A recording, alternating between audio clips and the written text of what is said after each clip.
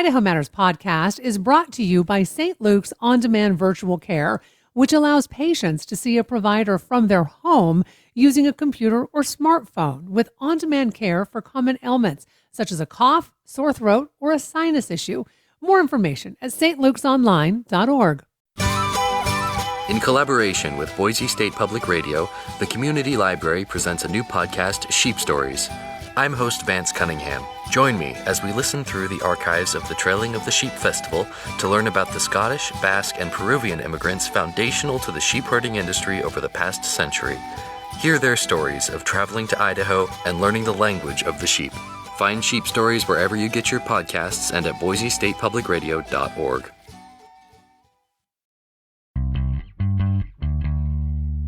From the studios of Boise State Public Radio News, I'm Gemma Gaudette. You're listening to Idaho Matters.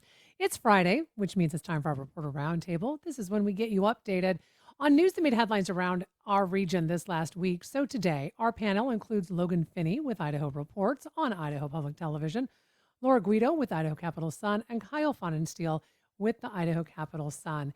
And today we're going to begin with a pretty big story from the Idaho Capital Sun. And Kyle, this is about Idaho's Medicaid program. It is short of money. We're talking $60 million short. And that hole is apparently just getting bigger. So you are our official Medicaid guru today. So tell us why the program is low on cash. Thanks for having me on, Gemma. So I guess in short, it's to pay for rising healthcare costs. Officials say that's because more people are seeking out care and they're getting more intense services. This is similar to what we've heard for the state's government employee health insurance program. But for Medicaid, these are pretty typical requests for more money in the middle of the fiscal year. That's because the program's budget is based on these projections that could turn out to be wrong, but they don't have a ton of flexibility on what to cover throughout the year because all that is laid out in a bunch of state and federal laws. But this request comes at a tough time for the state's budget. As I'm sure a lot of folks have heard about, the governor recently ordered budget cuts, which could become permanent because state tax revenues are coming in short. So, Logan, I thought that the state had already cut how much it pays doctors in an effort to save money. Is that correct? Did you want me to weigh in or Logan? Oh, I'm sorry. I meant to say Kyle. Sorry, Kyle. My understanding is that the state already cut how much it pays doctors, correct? Yeah, you're right, Gemma. So without those cuts, this supplemental budget request for Medicaid could have been higher. So last month, just after the governor ordered these 3% mid-year budget cuts, the Department of Health and Welfare cut pay rates for doctors who accept Medicaid by 4%. That cut is expected to save $30 million this year, and it again prevented this Medicaid supplemental budget request from being even higher. Okay, so Kyle, what happens then if health and welfare doesn't get that extra $60 million they're asking for? It's pretty high stakes. If this request isn't funded, state officials say healthcare providers might not be paid on time, which could lead doctors' offices to stop accepting Medicaid. We could already be at risk of that because of the cuts to doctor pay rates, and keep in mind that Medicaid already pays doctors lower than many other health insurance companies. Okay, so I'm just trying to wrap my head all around this. This becomes a budget problem. And you say health and welfare wants 4% more in its budget to help cover the cost.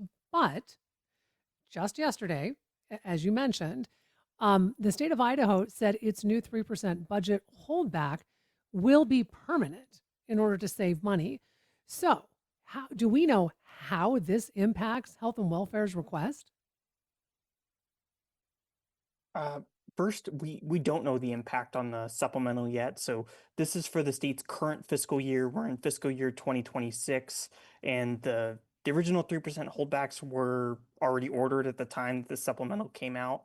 But because those 3% cuts will be permanent, all state government agencies need to resubmit their budget request for next fiscal year, which is fiscal year 2027. Those new rework requests are due in October, and we'll be keeping an eye on those. And it's also worth keeping in mind that these budget requests are one of the first big steps to fund state government. It takes a little while. We should know more about the state's budget for agencies in January when the legislature meets. At the start of the legislative session, the governor usually releases his own budget proposal for all state agencies, and then the legislature starts working on individual budget bills. So you mentioned a supplemental budget. Can you explain what an actual supplemental budget is? Yeah, so a supplemental budget request is a little different than a typical budget request. A typical budget request, like all state agencies in September, had to submit what they wanted for the next fiscal year, which starts next July. That's fiscal year 2027. A supplemental budget request is when a state government agency needs more money for the current fiscal year. So they want something to supplement what they currently were appropriated for this fiscal year. And so Idaho's fiscal years run in a cycle. They end in at the end of June one year, and they start in July. And the legislative session is usually from January to April or March or so. So so this time of year when they submit their budget request for the next fiscal year is when we get these supplementals, usually. Okay, usually. All right. So when we talk about that supplemental budget, how much money are we talking about here? And how much does health and welfare get every year from the legislature, or does that vary? Yeah. So the supplemental request is for $60 million. It's for Medicaid to pay to pay a bunch of bills to make sure they pay providers on time, and a few other things are tacked into that budget request. And then there's their overall budget request for next fiscal year. Health and welfare is the state's biggest government agency. It has an annual budget of about $6 billion this year and close to 3,000 employees. It runs a ton of public assistance programs like Medicaid, SNAP, and WIC. It runs public health services, regulates long-term care facilities, and does a bunch more stuff. Um, and I'd be happy to talk about their request for this year. Yeah, I would love that, Kyle, because I also think people may not realize everything that's under the umbrella of health and welfare, some of the things you just pointed out, for example. Yeah, yeah. So next fiscal year they have what looks like a pretty modest request. They're requesting 4%, 4.1% more money to the tune of about $250 million more. So their budget would be about $6.25 billion next fiscal year. But at the same time, they're looking to scale back full-time positions and also after the governor's order for budget cuts this year, health and welfare is expecting to spend less than they were appropriated. Okay, so how does that then really impact, people who rely on health and welfare if all of these things happen as you just mentioned? We won't know more until we get closer. I haven't seen any analysis from outside groups on how like Medicaid staffing is related to how quickly they process requests or eligibility things. Um, but but in the past, it's worth noting that the state did this process called Medicaid unwinding. It ended last year, but it was a process where during the pandemic, states couldn't really remove anyone from Medicaid. Um, Hmm. and so they froze their applications, and then during Medicaid unwinding, the state was dealing with checking the eligibility of everybody on Medicaid. And throughout this process, there was a large amount of people who got removed from Medicaid, not because officials were sure that they were ineligible for Medicaid, but because they couldn't get in contact with them. They didn't send their paperwork to the state, so they got removed for what the state calls procedural reasons. And Mm. part of this, we did a lot of reporting at the time. Part of this was people said they couldn't get through to health and welfare. There were really long wait times for calls to try to talk to Medicaid staff members, and uh, and and folks say that contributed to this environment of folks not being able to renew their Medicaid even though they might still be eligible. Kyle, can we go back to something you had mentioned about health and welfare saying that they may end up cutting staff, but they also say they need more staff to process those new Medicaid work requirements, correct? Yes. So this big bill from last session that became law, it was working towards a ton of different Medicaid changes to try to save cost, Medicaid work Hmm. requirements, checking Medicaid eligibility more, shifting to privatized management of benefits. This year, the agency rolled out a couple line items in their new budget request for fiscal year 2027, and they say they're going to need 17 new staff members to deal with some of those requirements. But instead of hiring new staff members, with new pools of money and growing their workforce, they say they're just going to fill these positions from vacant jobs they currently have. Oh, okay. So you actually talked to one Democrat in the legislature. What did she say about this entire situation? Yeah, so I talked with Senator Melissa Wintrow. She's the Democratic leader of the Senate, and she's pretty candid about her thoughts on the situation. She says Republicans who control the legislature, quote, are being more and more hostile to the vital services that Medicaid provides for working families.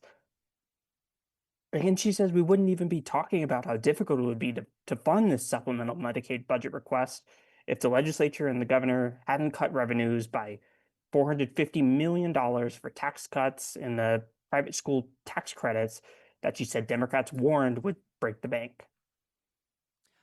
So, Kyle, before we go to break, I'm curious, with all of the in-depth reporting you have done on this, is there one thing that has stood out to you the most in regards to what maybe the average person should understand about this issue?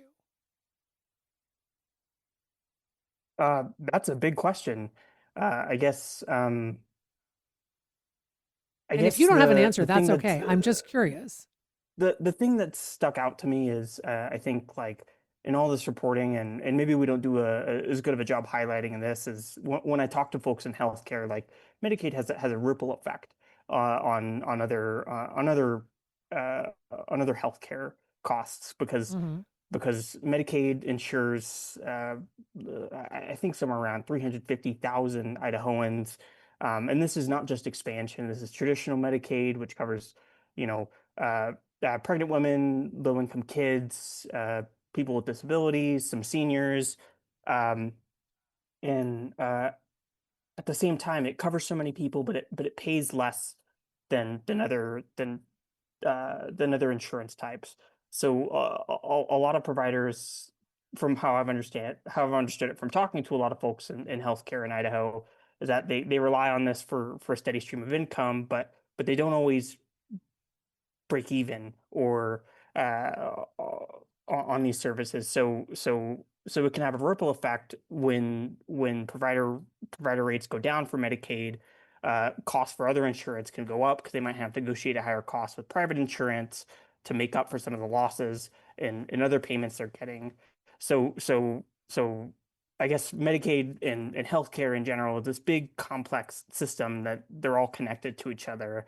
And that's the thing that sticks out to me most in my years of reporting on Medicaid and healthcare. So, Laura, the Ninth Circuit Court of Appeals this week took up a challenge to Idaho's bill that no longer lets college students use their student IDs to vote.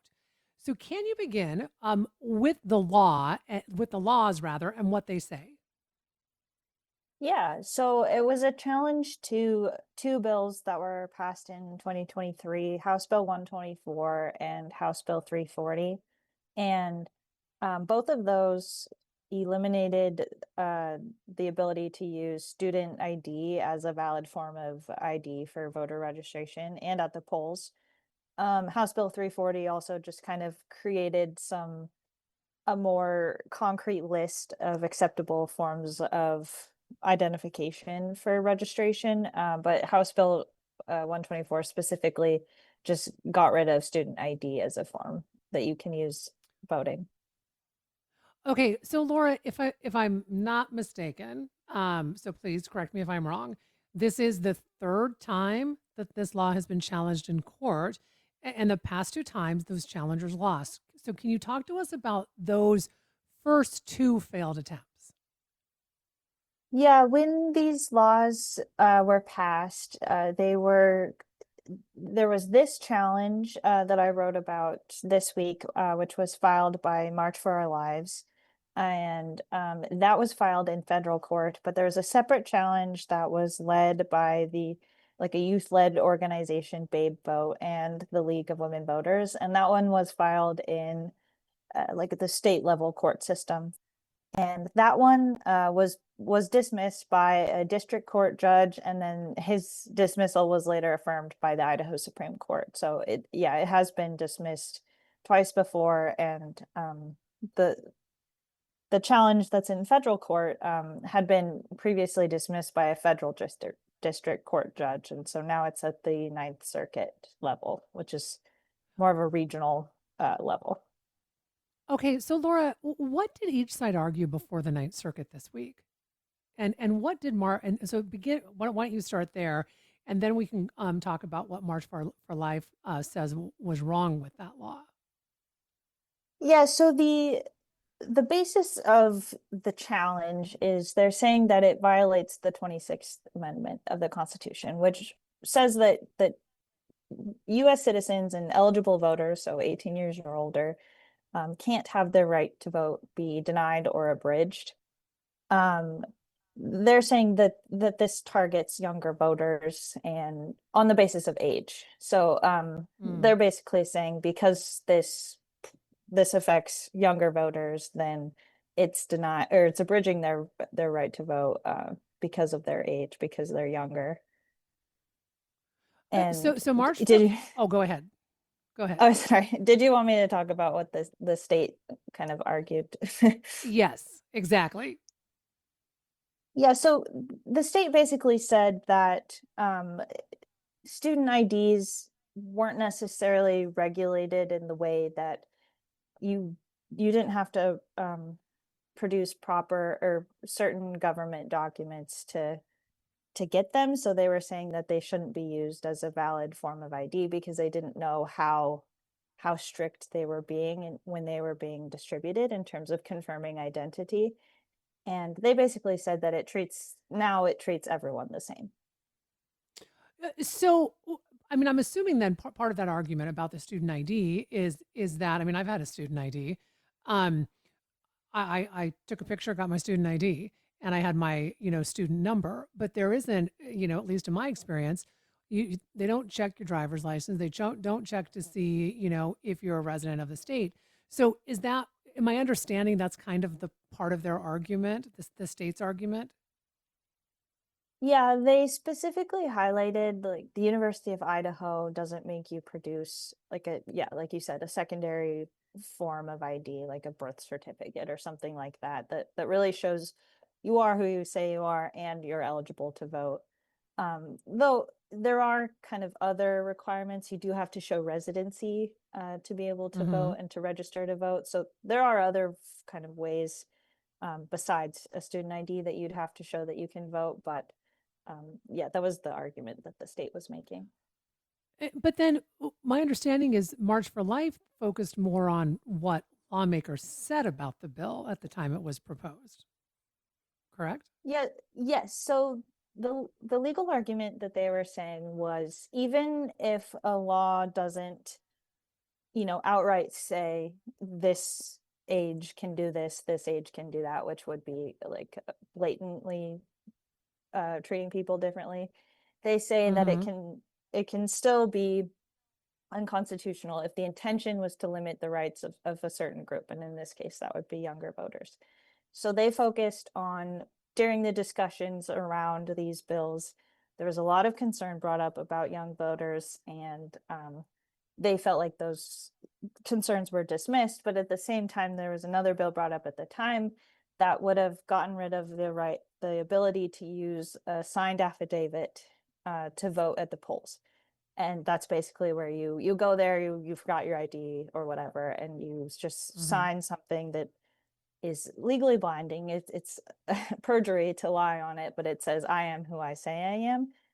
And the legislature, in considering that bill, found out that it was primarily used by elderly voters, and they said their concerns about it were that they did not want to deny the right to vote to their elderly voters. And they were March for Our Lives attorney was saying, well, the way that they treated these differently kind of shows uh, more of a target on the younger voters, and they were less concerned about them. Okay, so I know this next question is kind of like, I'm me expecting you to have a crystal ball, but was there anything in the judge's questions that may give you an indication of which way they might rule? I would say the judges, it was a 3-judge panel, and they asked pretty tough questions to both sides. I mean, they asked March for Our Lives pretty blatantly. Like they said, well, just because the outcome of the bill, happens to affect young voters, can you really assume the intention was there? And obviously March for Our Lives said yes. And they also asked some pretty tough questions of the state. The state said that they were doing this to improve voting security and prevent fraud. And they said, well, was there any evidence that fraud had ever happened using this method of voting? And the state said Hmm. no, there wasn't. But they also said they felt like it was just as important to have the confidence in the system, even if there wasn't a problem before. They want people to be extra confident that there won't be a problem in the future. So, as we mentioned, the different groups that have posed this law, they just keep coming back to court after the law is upheld. So, Laura, do you know if either side might go to the U.S. Supreme Court after this latest decision is made? I think that it's possible that this challenge specifically, it's going through the federal court system. It's in the Ninth Circuit. If they were denied, they could either ask, I believe they could ask the Ninth Circuit to reconsider it, but it would be likely, if they wanted to continue to appeal, they would go to the U.S. Supreme Court. Okay, so we're just gonna have to wait and see on that. Appreciate that reporting, Laura. Logan, let me bring you into the conversation. Some of our state lawmakers recently took a trip to Israel. In fact, our Julie Luqueta had a story on it the other day. Can you tell us who was there and where exactly they went? Yeah, certainly. I want to give big props to Julie because I was trying to work on this story and she beat me to the punch. So, this was an interesting one. As she notes in her story, this trip was not really publicized ahead of time, and we kind of all found out about it on social media as photos and posts about this trip were coming out. And I recognized at least one Idahoan in the picture, so I was working to try and figure out who they all were. And Julie got the whole list. So we had Representative Barbara Ehart from Idaho Falls, Josh Tanner from Eagle, Bruce Skog from Nampa, and John Schertz of Weiser. Those are all Republicans, as well as Representative Ilana Rubel, a Democrat from Boise. So a group of 5 House members. And in the message that Representative Rubel sent to the Boise State Public Radio reporter Julie, she said that the Senate Pro Tem Kelly Anthon was supposed to be there, but he was ill and wasn't able to join them. So they were 5 Idahoans in a group of 250 state lawmakers for this trip to Israel that is called 50 States One Israel that happened this week. And it was really So my interesting understanding. in that we've heard about it on social media, and I very quickly saw, I'm a state politics reporter, so I follow a lot of other state politics reporters, and it was really interesting seeing the whole gaggle of us kind of scramble as all these other folks were saying, hey, which of our state legislators are in this group, and trying to identify who was in this gigantic group photo. Okay, and that's just what I was going to ask, Logan, to make it clear is yes, we had state leaders there, but there were state leaders, I think, from every state on this trip. That's my understanding, yes. Okay. So, who sponsored the trip? Was any taxpayer money used on this? No Idaho taxpayer funds were used for the trip, according to Representative Rubel. The trip was organized by the Israeli Ministry of Foreign Affairs. And this is part of kind of an ongoing campaign that they're doing, that the state of Israel is doing, bringing Americans over to try and strengthen their relationships, in kind of this latest era of Israeli-Palestine relations that started on October 7th, 2 years ago. Israel's stance in the kind of the world stage is changing, and so they're really courting the American relationship that has existed for a long time. Can you, for folks who may not be familiar, and rightfully so, because I do think that this is a very nuanced history. Mhm. What is the BDS movement? Can you talk about that? Yeah, this is some comments that were made at one of these dinners or presentations that was made to the lawmakers. Foreign Minister Gideon Sar from Israel told the state lawmakers that the best answer against BDS and sanctions have been anti-BDS legislation by the states. And so this is it's BDS stands for boycott, divestment, and sanctions. It was more commonly in the news kind of between 2016 and 2020, I want to say, is when a lot of this was kind of more in the national conversation. But this is a Palestinian-led movement that's basically seeking to get companies, private individuals, even governments possibly to put economic pressure on Israel to end its actions in Palestinian territory. And so there's been a campaign by Israel then to get the American states to pass state level legislation, basically restricting or penalizing companies or people who are participating in any sort of economic boycott of the nation of Israel. Okay, so with that, my understanding is, Logan, you have found out that the state, our state, has never rejected a contract due to an Israel boycott. Yeah, that's right. So these, part of this trip was encouraging sitting state lawmakers to support anti-BDS legislation in their states. More than half of the states have some form of anti-BDS legislation. So here in Idaho, it's called the Anti-Israeli Boycott Act, and in that law, which was passed in 2021.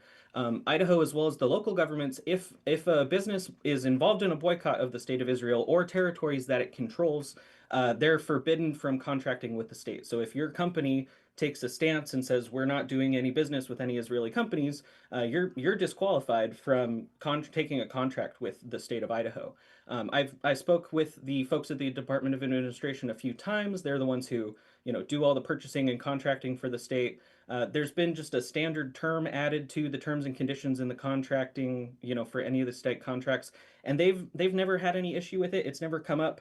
Um, and I was also it was interesting to know that in that group of lawmakers, Representative Skog from Nampa, who's in that trip over there this week, he was one of the floor sponsors of this bill back in 2021.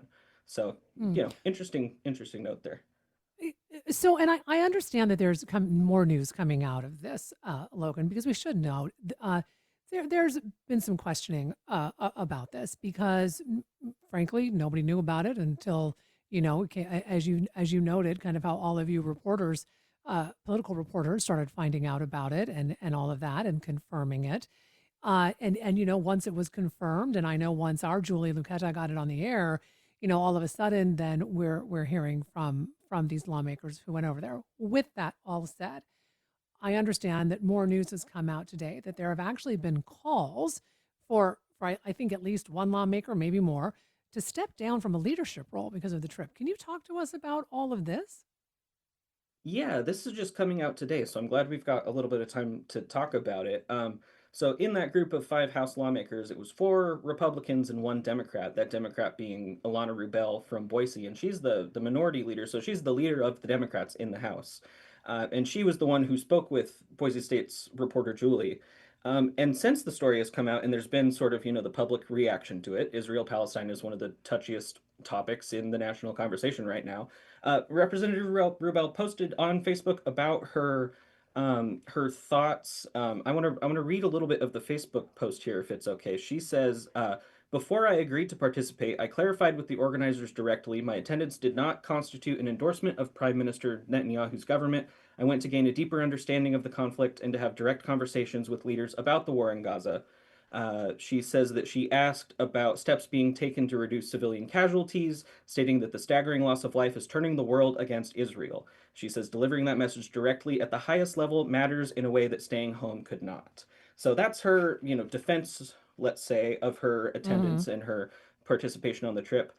Today, I saw it from Shiva Rabjandhari, who is kind of a known name in the more left-leaning circles in Idaho politics. He was a member of the Boise School Board for a time. And he is one of the signatories of, I want to say it's over 150 Democrats from throughout the state who've signed on to this letter saying, as Idaho Democrats, we're writing to Representative Rubel to express our extreme disappointment and disgust with your decision to visit Israel as part of the Idaho delegation. We're calling on you to resign from your post as House Minority Leader and issue a public apology to Idahoans for supporting genocide on our behalf. The letter goes on to kind of detail what has happened in Israel and Palestinian territory over the last several years. The United Nations and other groups saying that Israel is committing genocide in Gaza, and so they're saying that Rubel's presence on this trip lends a bipartisan credibility to the Israeli government and their actions over there, and they're extremely critical of Representative Rubel in this letter. Skimming Mhm. through the names on the list, none immediately stood out to me as like local elected officials or anything. But it is interesting that such a large group, and with Shiva's involvement, it's fair to say probably a younger group of Democrats are so incensed about an Idaho Democrat participating in this trip overseas. And Mhm. if I can read a little bit more from what Representative Rubel said, I want to read it because I think it's important. She says I here, would like, quote, "The yeah, suffering." I would like you to do that, Logan, because sorry to interrupt you, but yes, I would. I read that post too, and I do think it's important for you too, to read what else she had to say in that. Yeah, because this is a hot button issue, and it's not our place in the media to say, "Oh, there's a big controversy. Let's move on." I want to actually read what these people are saying because it's important stuff here. Uh, Representative Rubel in her post said, "Quote: The suffering in Gaza is unimaginable, as is the suffering of the families of October 7th victims and hostages. Tens of thousands of innocent people, including children, have been killed or displaced. Families have been torn apart. Entire communities destroyed. This violence must end, and many across the world will likely have to participate to bring a lasting peace." As a Jewish woman and the descendant of Holocaust refugees, I carry a personal connection to this region and its history. My family's story is one of survival in the face of hatred, and that history fuels my commitment to justice even when it requires difficult conversations. For more than a decade, I've fought tirelessly for progressive causes here in Idaho and have found that it is always a good idea to learn more about every issue and perspective. When I return, I'm ready to listen and have open, respectful conversations with anyone who wants to hear firsthand what I saw and learned so we can focus on working together and staying united for the fights ahead. So that's from the top Democrat in the Idaho State House, Elena Rubel, Democrat from Boise. I really appreciate the reporting on this, Logan, and allowing our listeners to go deeper into this and have a deeper understanding, and also for reading or her social media post so that we hear it in its entirety. So I'm sure there will be more on this as this delegation returns to Idaho, I believe, early next week. So I'm sure this is not the end of that conversation. Okay, Kyle, we are going to go and talk next about a letter from the state earlier this month that's still causing quite a bit of talk, actually. And it also impacts 27,000 people. And I think this is probably a debate a lot of other folks are having with their insurance companies.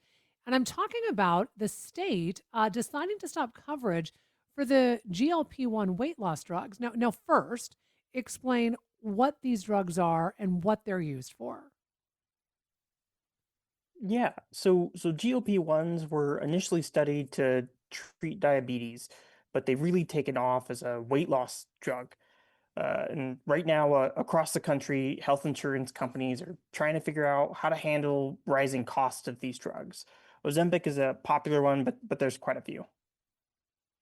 Okay, so as you mentioned, they are used to control diabetes and weight loss. In fact, we should note that the FDA has approved that some of these for weight loss.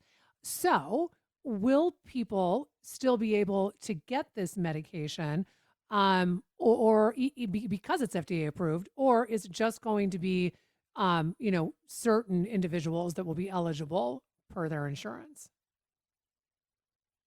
Yeah, so the state this is again for the state's health insurance plan for state employees and their dependents. There are about 27,000 people enrolled in it.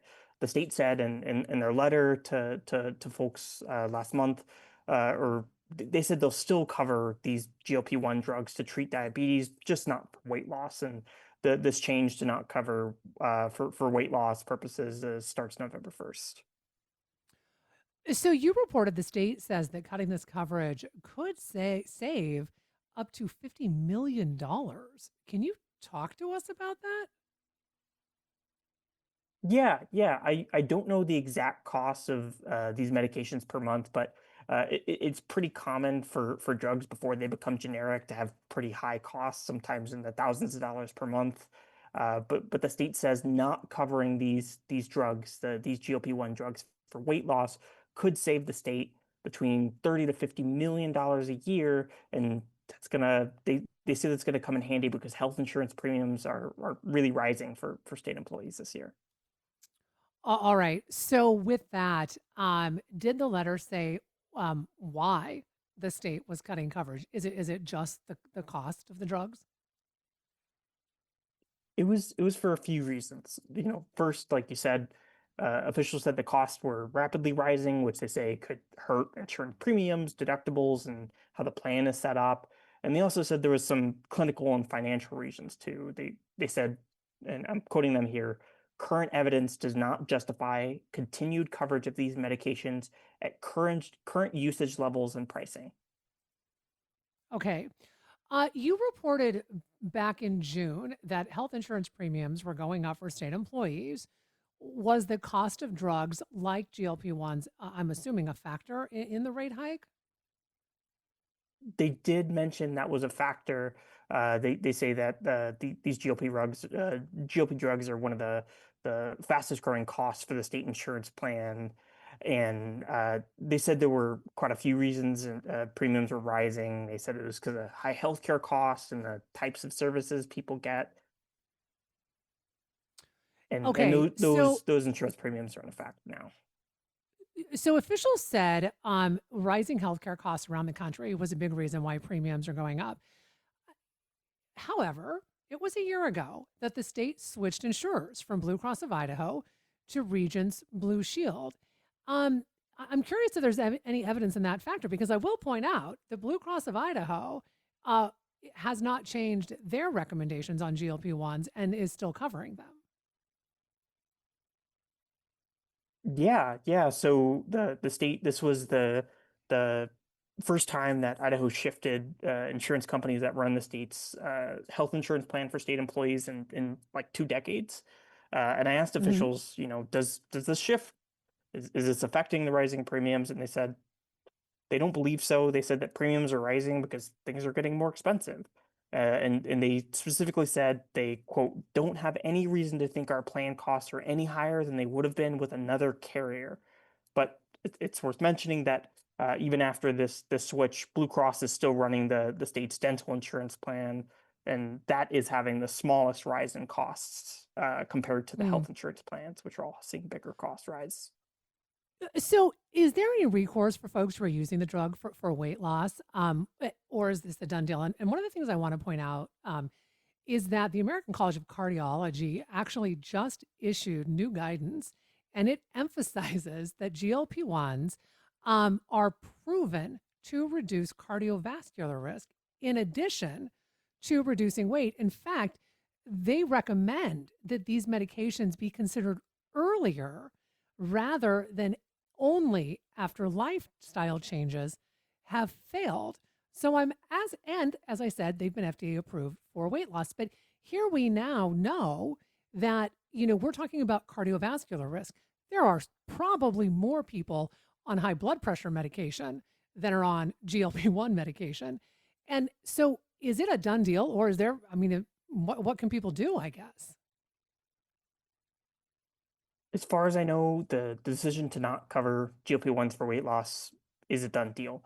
But there are a few options folks have if they're affected by this policy. We don't get into the weeds on this in our story, but we did publish the letter from the Idaho Office of Group Insurance, and it lays out a few options. First, folks who are still on the health insurance plan and they're affected by this, they can use funds through their FSA to pay for weight loss drugs in certain circumstances. And people who might also be able to drop their medical insurance plan if they're impacted by this change.